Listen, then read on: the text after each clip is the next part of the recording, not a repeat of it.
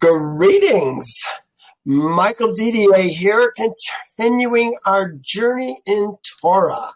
And I'm so glad that you are with us today. Thank you so much for joining us. Last week, we went through Genesis 29 and kind of the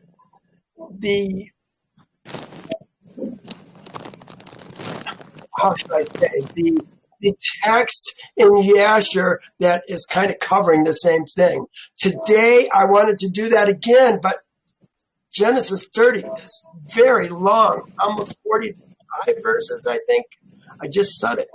And I don't think I'm going to get to Yasher, so we're going to have to finish it next week. But let me talk briefly. Jacob last week got to Haran.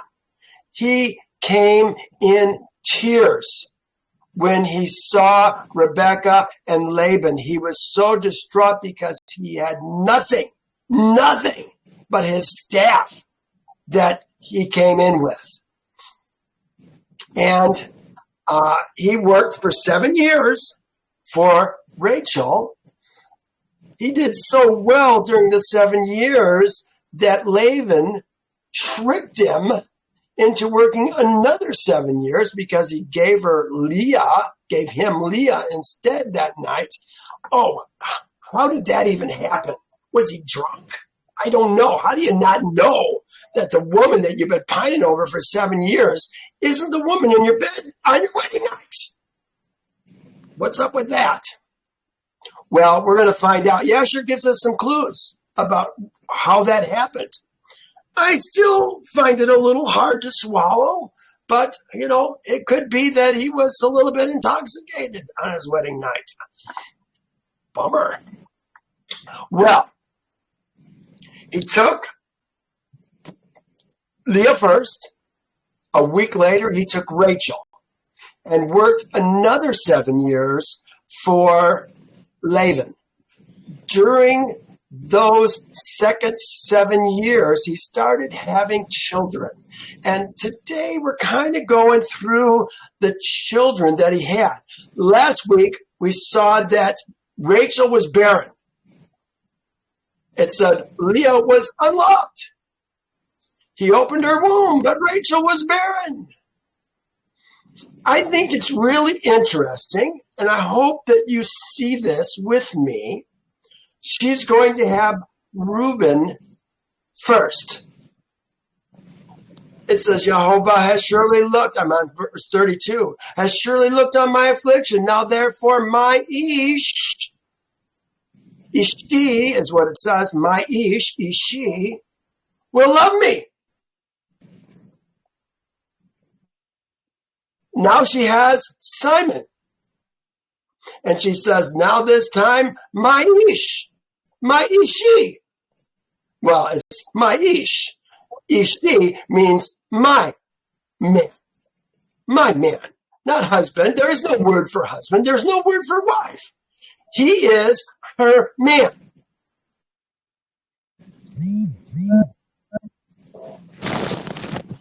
We have to get past somebody's got their microphone on. If you could turn it off, it would really help. I think it's you, Nancy. Just unmute your microphone. I think it's interesting that she calls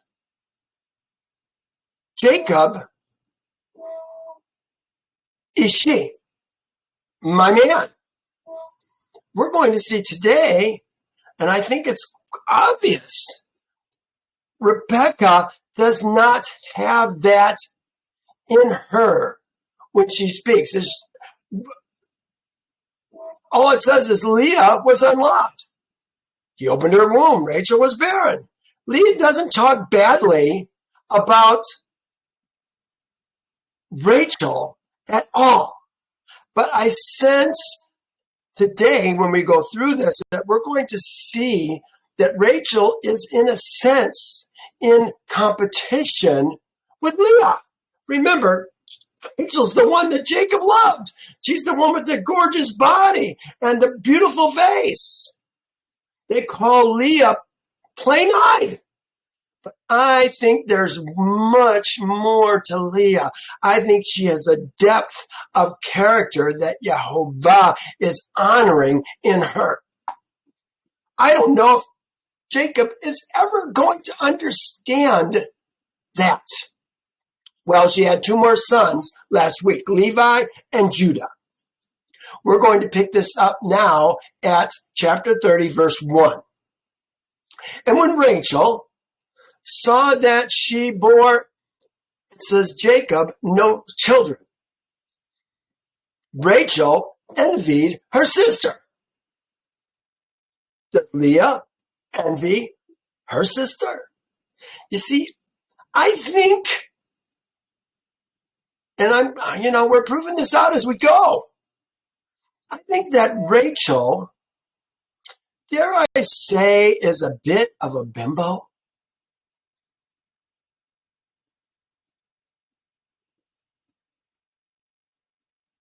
Getting by on her good looks, and the depth of character is lacking in her. Is this part of the reason why Yehovah is not giving her children at this time? I wonder. It says she bore, this is the translator, she bore to Jacob no children.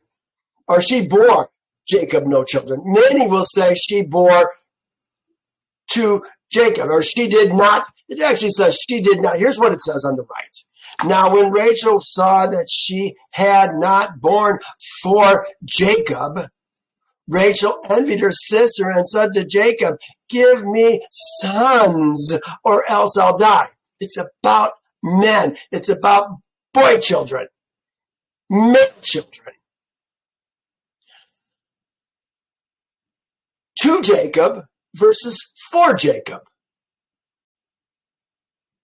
I think it comes down to, in a sense, bone of my bone, flesh of my flesh. Are you having children for me? To me doesn't make quite the same impact. She bore Jacob, or no, she had not born Jacob.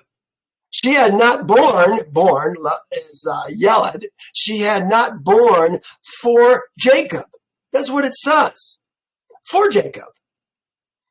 Hardly anybody translated as for Jacob. Here's ISV. They did. Rachel noticed, here it is down at the bottom. Rachel noticed that she was not bearing children for Jacob. So she envied her sister Leah and said to Jacob, if you do not give me sons, I'm going to die. Both of those translations, though, added this word children. It's not there. So I hate to see things being added to the scriptures. I want to know what it says. And this is why I sometimes retranslate it for myself so that I know exactly what it's saying. And it doesn't say children. Both translations said children. It's sons. Sons, sons, sons. Benim. And Jacob's anger was aroused against Rachel. And he said, in the place of Elohim, who has withheld from thee the fruit of thy womb? He's having kids. It's not him. Yeah, what did it say? Yehovah closed her womb in the last chapter. So he said, so she said, here is my, it's handmaid, here is my handmaid, Shivka Bilhah. Go to her, and it says, I will bear. Is that what it said? Let's find out.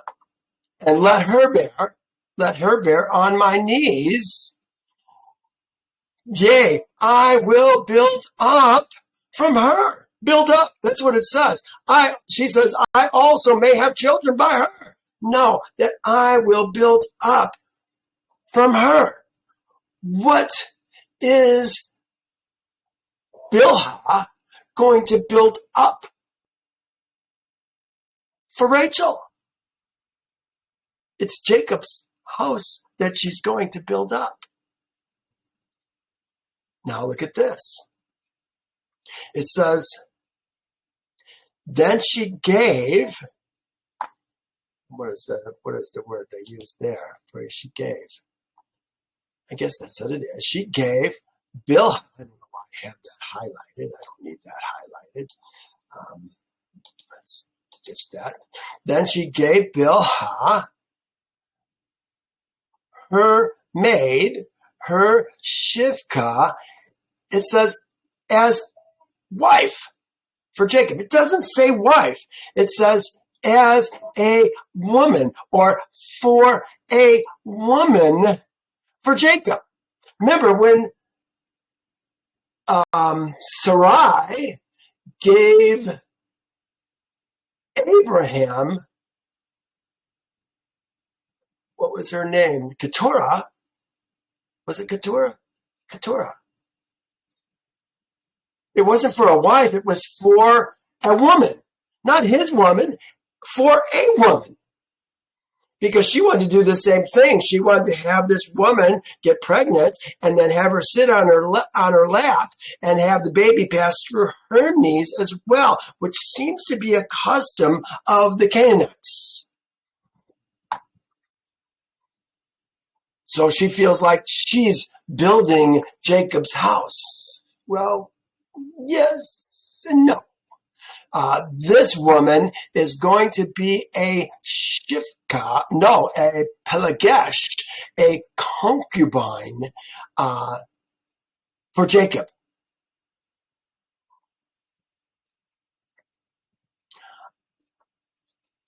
Then she gave Bilhah her Shivka as a woman, and Jacob went to her. That's what it says. And Bilhah conceived and bore for Jacob. This is what it says, for Jacob. They leave out that. For Jacob, a son. Otherwise, the translation is fine in this verse. And Rachel said, Elohim has judged my case. This is Rachel. Elohim has judged my case. And he has also heard my voice. And has given me a son. Well, roundabout, I guess. Therefore, she called his name Dan. Dan means judge. Yehovah, Elohim has judged my case. And Rachel's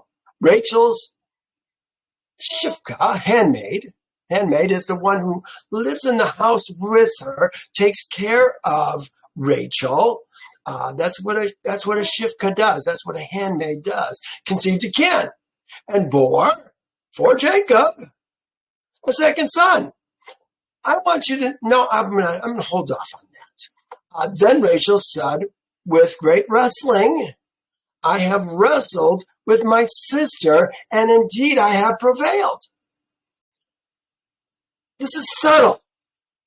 Remember what we saw up here? I put it in pink. Rachel envied her sister. Did we ever see that about Leah? No. Now it says, I have wrestled with my sister, and indeed I've prevailed. Why is there competition? I understand she wants to have children, but why the competition? She's already the one that's loved by Jacob. I have wrestled with my sister, and indeed I have prevailed. She's got a second son through Bilhah. When Leah saw that she had stopped bearing, she took Zilpah, her handmaid, her Shivka, and gave her to Jacob again as a woman, not as a wife, as a woman to bear for her. These are subtle things, but you see wife, we don't know what to do with that. We see that they're wives. They're not wives. They're his women. And Leah made Zilpah bear for Jacob. And Leah's maid, Zilpah bore for Jacob a son. And Leah said, a troop comes. So she called his name Gad. Gad doesn't mean a troop comes. It simply means luck, fortune. I don't know. And Leah's maid Zilpah bore for Jacob a second son. This, when we see, here it is. Let me just show you. This is the word that we're talking about. It says, in fact, I probably had it out there before. Wrong verse. Let me get the right verse here. For Jacob, here it is. Compare. This right here says Yaakov, right here. This Lamed says two or four. Sometimes they translate it as, or maybe even unto. But I think the correct translation is for Jacob. She is building a house for Jacob, helping Jacob to fulfill the promise that he was given by Yehovah, that his seed was going to inherit the earth. It's always about the seed in the land, the seed in the land, the seed in the land. Continuing.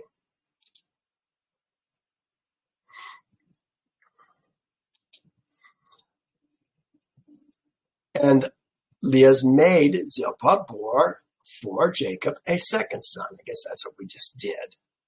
Then Leah said, I'm happy. She's not saying, oh, good, I've gotten way more kids than my sister. No, her sister, it's not even part of it. She's happy. For the daughters will call me blessed. So she called his name Asher. Asher means happy, as I recall. Yes, it does. Now Jacob went in the days of the wheat. And Reuben went. Reuben, how old is Reuben? He's the firstborn. This is all going on in the second 7 years. Reuben can't be more than 4 years old, perhaps. But he found in the field mandrakes. Wow.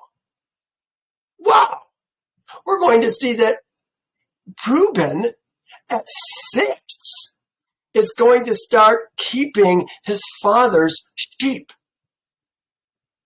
My goodness, with his brothers. Remember, he's the oldest, 6 years old. Children are able to handle responsibilities when they're young. We make our children so privileged. We make it all about our children. What a mistake we make. Let me continue. Now Reuben went in the days of the wheat harvest and found mandrakes in the field and brought them to his mother Leah. And Rachel said to Leah, give me your son's mandrakes, not some of them, all of them. Give me your son's mandrakes is what it says. Mandrakes, it's a love plant. It says it possesses stimulating and narcotic properties. It has been called the love apple. The Arabs call it Satan's apple. It grows near Jerusalem and in other parts of Palestine. Apparently, it grows in Haran as well. That's where he found it. But she said to her, is it a small matter that you have taken my Ishi, or my man? Ishi, you have taken away Ishi, my man? Again, she's not being mean. Is it a small matter that you have taken away my man? Would you take away my son's mandrakes as well? And Rachel said, therefore, he will lie with you tonight. for your son's mandrakes. She's hoping that she's finally going to be pregnant by Jacob herself. Not going to happen yet. Got a ways to go. But she said to her, is it a small matter that you have taken away my man? My man? Is she? Would you take away my son's mandrakes as well? And Rachel said, therefore he may lie with you tonight for your son's mandrakes. I'm guessing that they had specific nights that they got to be with Jacob. It would make sense. Did he take the concubines regularly? I wonder. Or did he just take them until they had babies? Apparently it was Rachel's night. But Leah gets to have them tonight for the mandrakes. Good trade for Leah. We'll see. It says, and Elohim listened to Leah. Remember, Elohim, God, lawmaker, judge. The lawmaker and the judge. The world has many lawmakers and judges, but Jehovah is the lawmaker and judge. And Elohim listened to Leah. Interesting. And she conceived and bore Jacob a fifth son. Leah said, Elohim has given me my wages. Is the wages that she received for her generosity in giving away her son's mandrakes? I wonder. Paid off big time, didn't it? Elohim has given me my wages because I have given my maid to my husband, for my husband, for my man.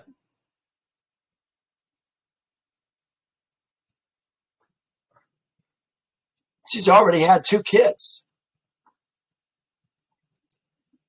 Gad and Asher. You know, we got to remember these names. Reuben, Simeon, Levi, Judah, Dan, Naphtali, they go together. Gad and Asher go together because they're the sons of the concubines. And then the last 3 go together. Well, the last 2. One of them's a girl.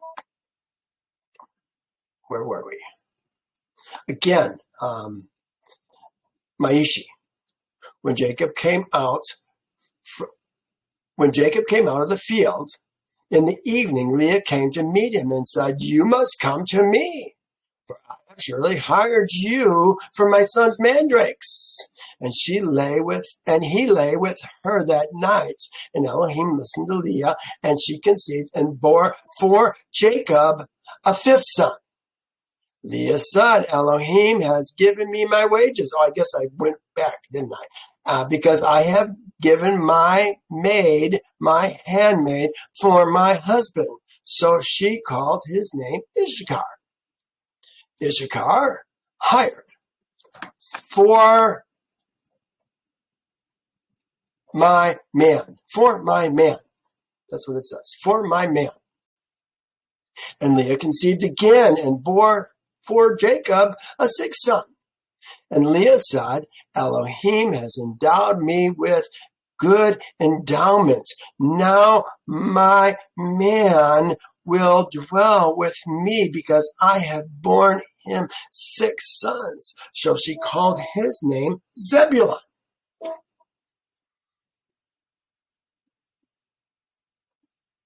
She bore for Jacob. Everyone was for Jacob in this chapter. And she always calls him my man. Rachel didn't call Jacob her man one time during this chapter. Not one time.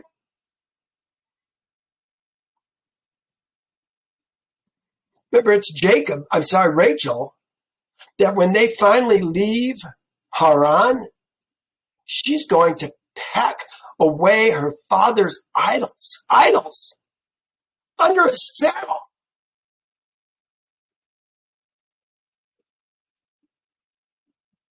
You know, Rachel's going to die early. These girls, well, let me get there. We'll get to it in just a second. So she's had 2 more sons now, Issachar and Zebulun, 6 sons. Altogether, she's given. Then Leah conceived again and bore for Jacob, a 6th son. And Leah said, Elohim has endowed me with good endowment. Now my master, now my man will dwell with me, because I have borne him 6 sons. So she called his name Zebulun. Afterwards, she bore a daughter. This is the only one for Leah that it doesn't say she bore for Jacob. It just simply says she bore a daughter. She bore a daughter.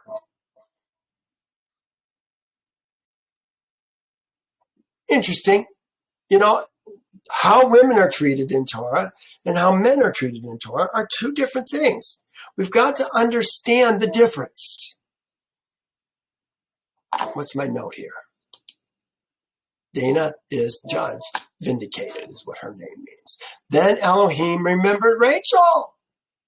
And Elohim listened to her and opened her womb. He opened her womb. Her womb was closed. Why? Bad attitudes? I wonder. Maybe she wasn't yet ready to raise a son. And she conceived and bore a son and said, Elohim has taken away my reproach. Nothing about her, Ishi, you notice? So she called his name. Oh, she called. I guess the other ones all said she called. And she called his name Zebulun. And she called his name. Yeah, they're all apparently being named by mom. So she called his name Joseph.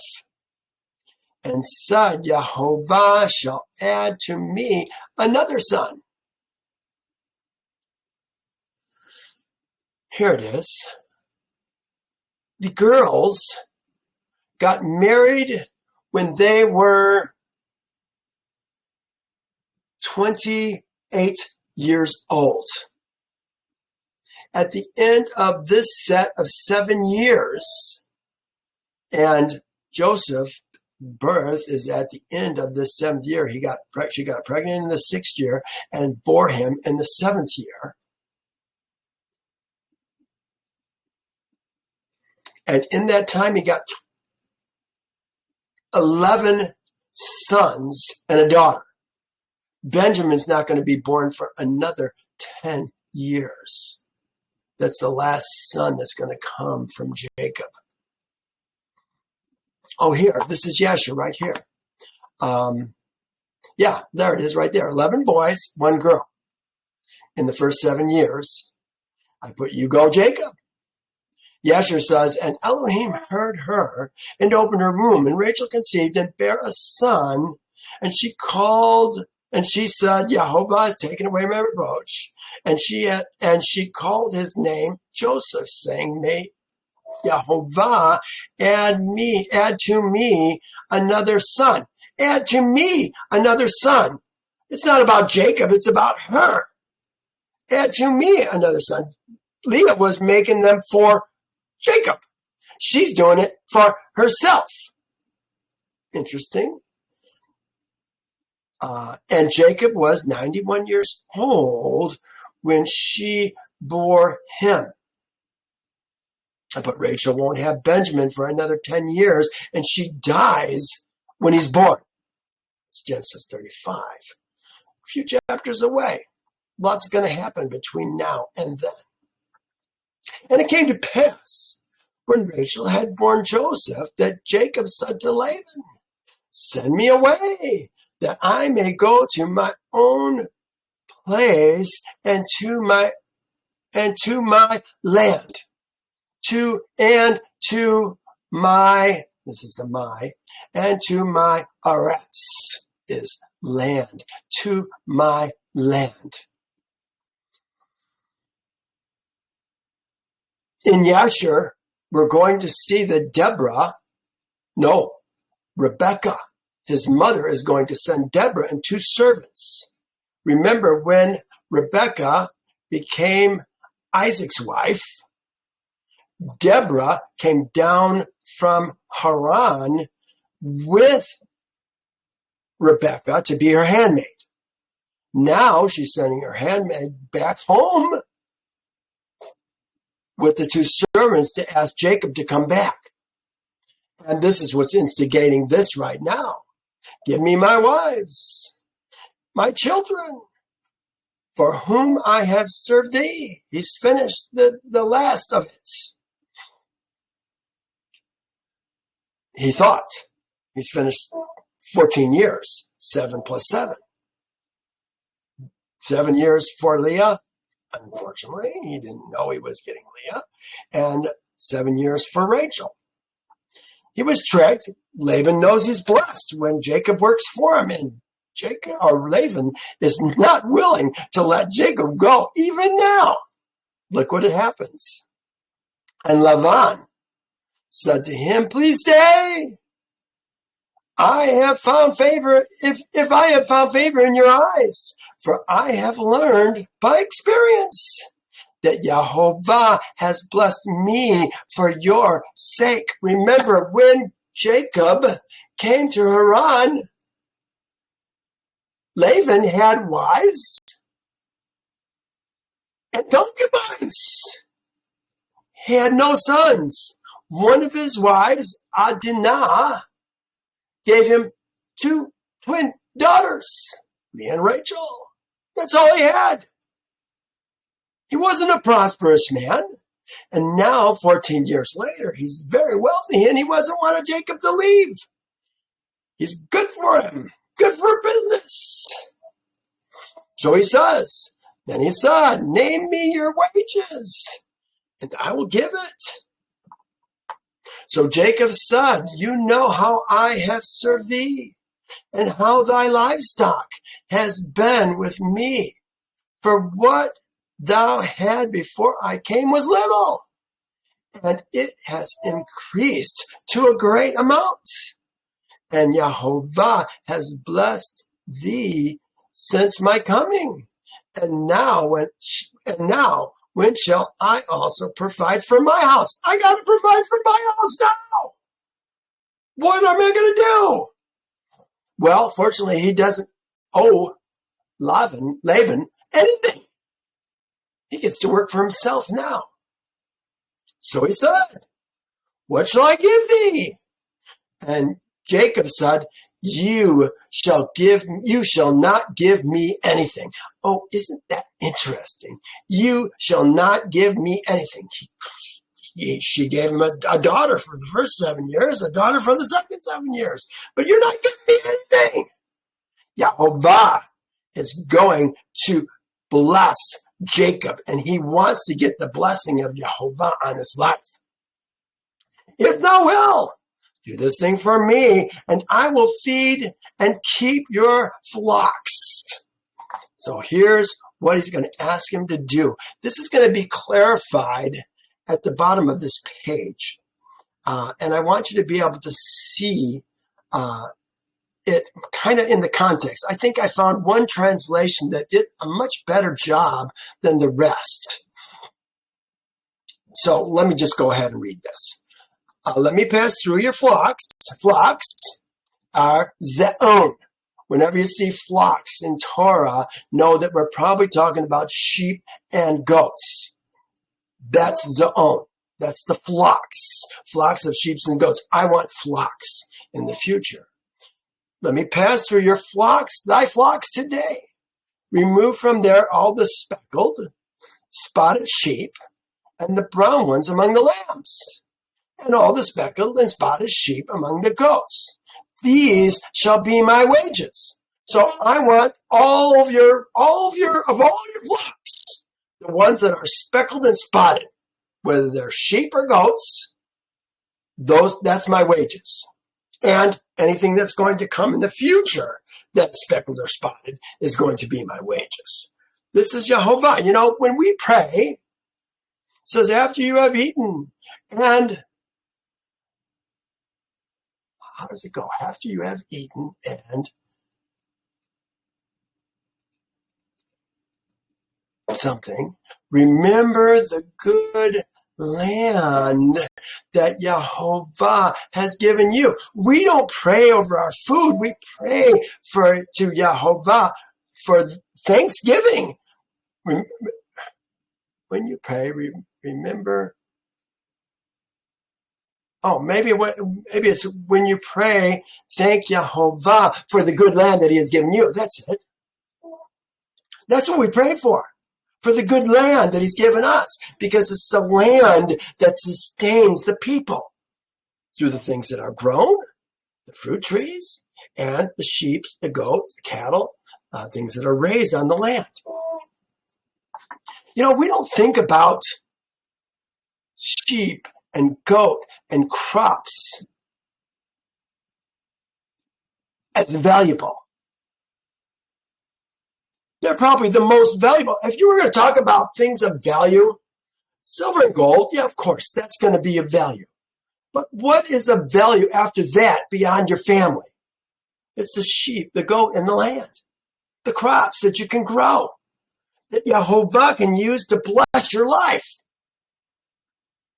That's why he said up here, you shall give me nothing. You shall not give me anything. Jehovah is going to bless me.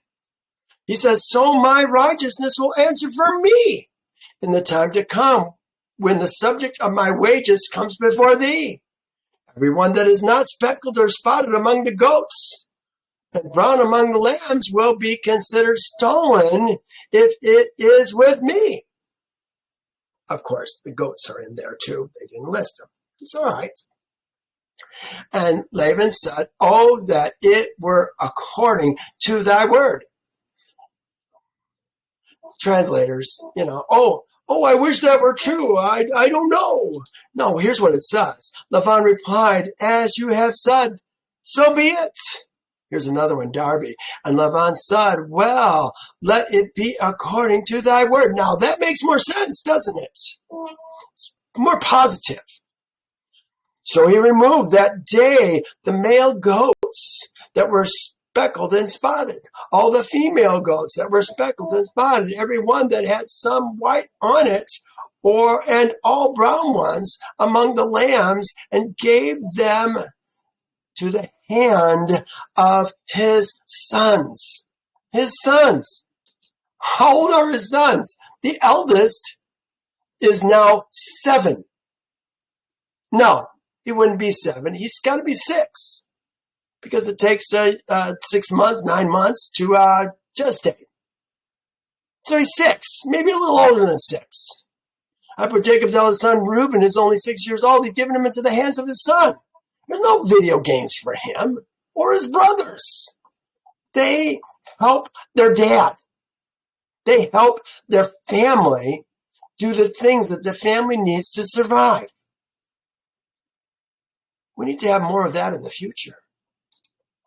Then he put 3 days' journey between himself and Jacob. And Jacob fed the rest of Laban's flocks. Did Jacob have cattle that he was taking care of too? I think he did. It's not really telling us that, but we're going to see in Yasher that Jacob was doing some pretty awesome cattle too.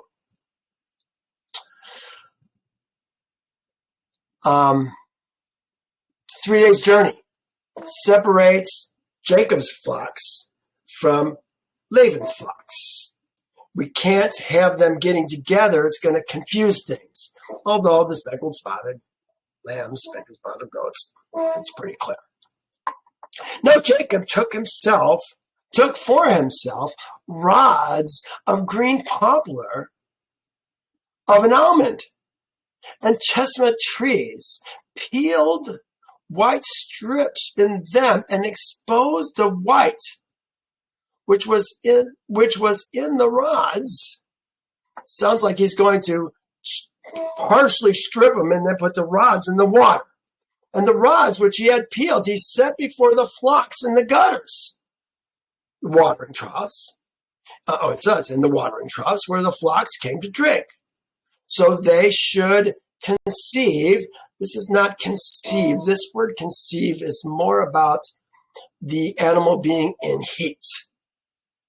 So that when she's in heat, we're going to see how this works out. Let me see if I even have it here.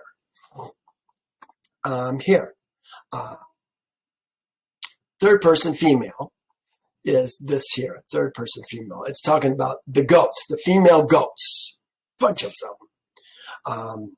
And they shall be hot when they come to drink.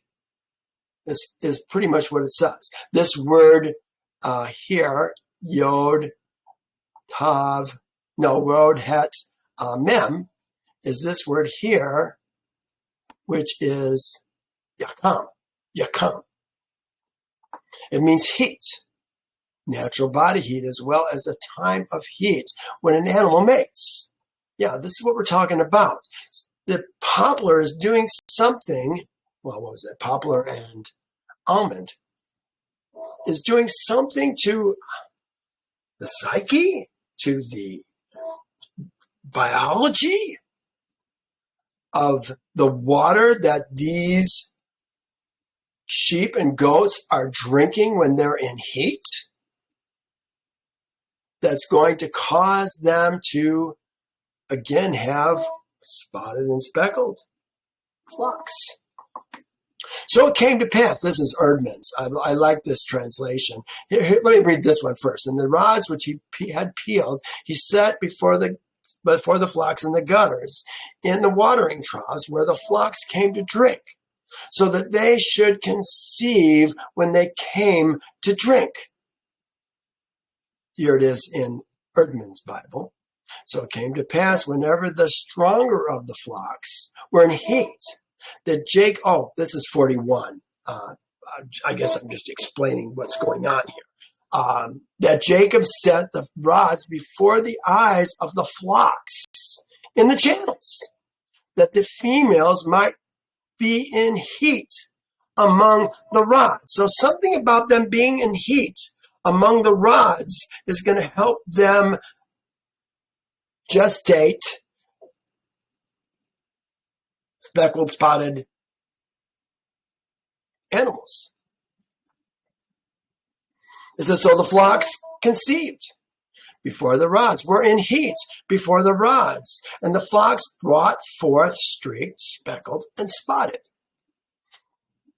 And Jacob separated the lambs and made the flocks face toward the streaked, and all the brown in the flocks of Laban. And he put his own flocks by themselves and did not put them with Laban's flocks. I don't understand flocks facing towards the street. This verse doesn't make a lot of sense to me. And it came to pass, whenever the stronger livestock was in heat, that Jacob placed the rods before the eyes of the livestock in the gutters, that they might be in heat among the rods. But when the flocks were feeble, he did not put them in. So the feebler were Laban's, and the stronger were Jacob's. Who taught him that trick?